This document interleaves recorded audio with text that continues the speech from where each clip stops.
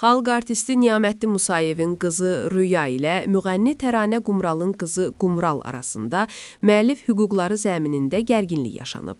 Yenilik.az xəbər verir ki, məsələ tarixin bir günü verilişində müzakirə olunub.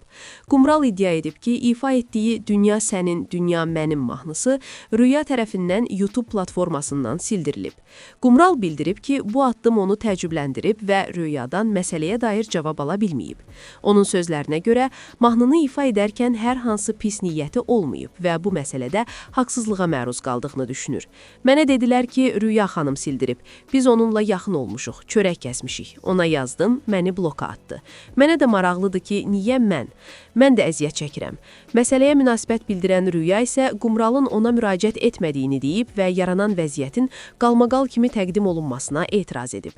O bildirib ki, atasının mahnıları ilə bağlı müəllif hüquqları ona məxsusdur və icazəsiz, üstəlik mətndə səhvlə ifa olunan mahnının yayımda qalmasına razılıq verə bilməz. O mənə heç nə yazmayıb, xahiş edirəm bu cür qalmaqallara sövq etməsinlər. Bunu özümə də, atama da sığışdırmıram. Atama dedim ki, əgər bu söhbət açılsa, efiri tərk et. Atamla dünən bu barədə 2 saat danışmışıq. Qumralın çıxışına baxdım. Atama dedim ki, icazə verməyəcəyəm.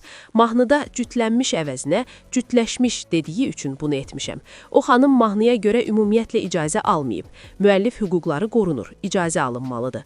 Xalq artisti Niyamətdin Musayev də mövzuya münasibət bildirərək qeyd edib ki, mahnıdakı səhv düzəldilərsə ifaya icazə verilə bilər. O, əsərlərinin müəllif hüquqlarının qızı tərəfindən qorunduğunu təsdiqləyib. Qeyd edək ki, N. Musayev Təranə Qumralın həyat yoldaşı Musa Musayevin əmisidir. Uzun illərdir ailə münasibətləri gərgin olduğu üçün tərəflər küsülüdülər.